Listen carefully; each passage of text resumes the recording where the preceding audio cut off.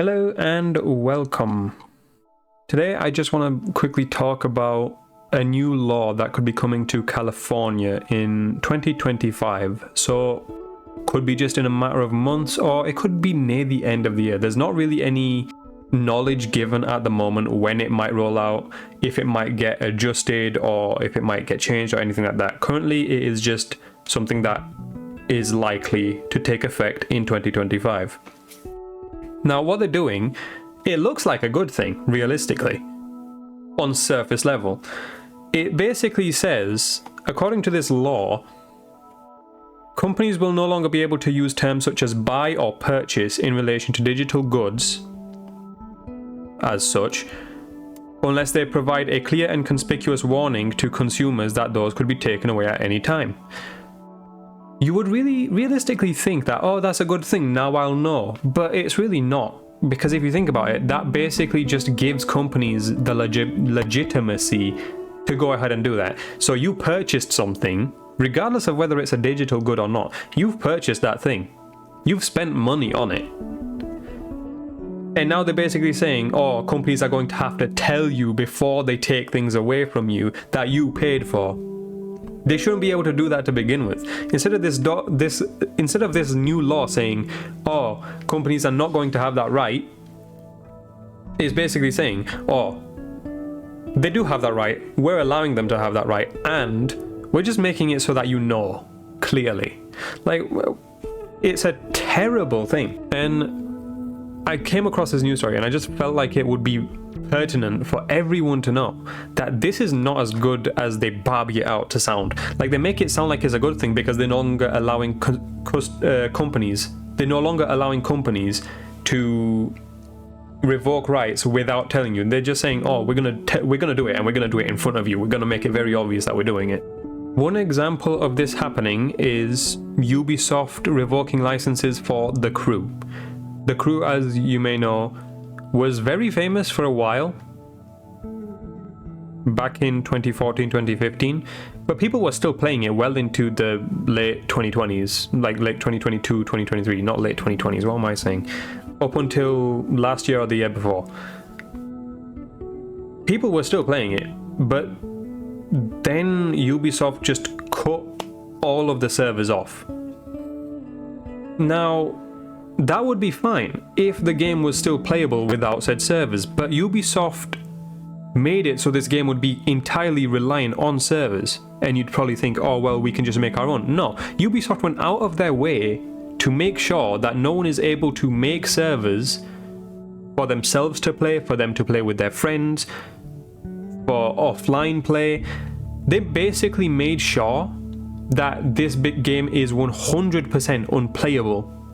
Whether that was intentionally malicious or they're just being malicious with it in hindsight, who knows? But this basically being written into law that companies are allowed to do this, and we're just letting you know ahead of time now that they will do this. This gives it way too much legitimacy, in my opinion. And I feel like this is like the beginning of something terrible.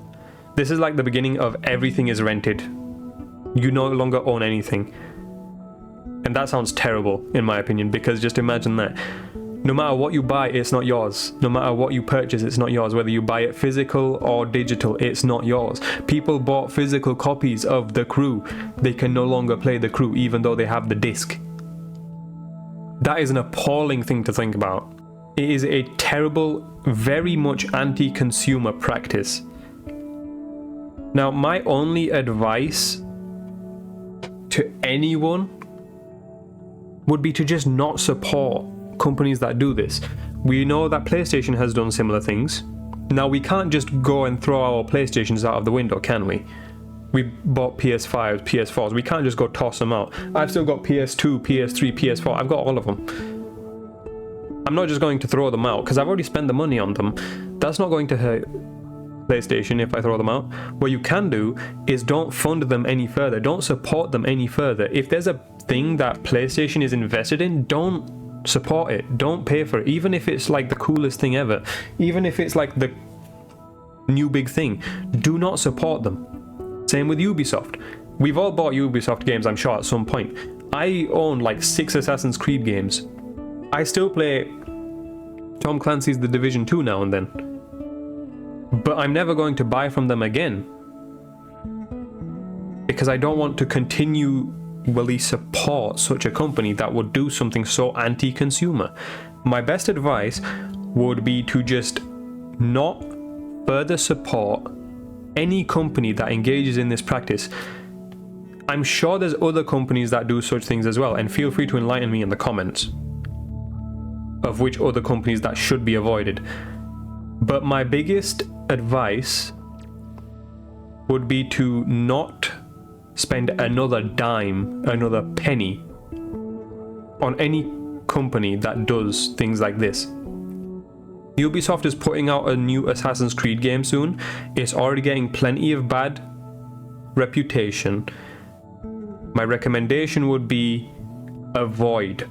Do not purchase. If you play Rainbow Six Siege, still don't buy a battle pass. You're funding Ubisoft. You want to play the Assassin's Creed game? Just don't. You're funding Ubisoft and these terrible anti-consumer practices. I know I certainly won't be. The new PlayStation 5 is coming out. People are apparently pre-ordering it. That's an appalling thing to begin with. PlayStation is selling something awful, so you shouldn't buy that to begin with. But companies that have these blatantly anti-consumer practices, please do not fund them any further, or they're only going to take more and more advantage. They're already taking advantage. We should not be giving them any further leeway. That's the end of that little rant. I highly recommend people take a look at this article. I'll link it in the comments just so anyone who wants to give it a read can come find it. I do highly recommend that people avoid companies that have such malicious anti-consumer practices, because in the end it's only going to hurt us consumers. My recommendation would be to just stop funding them until they get some sense into them. That'll do. Take care.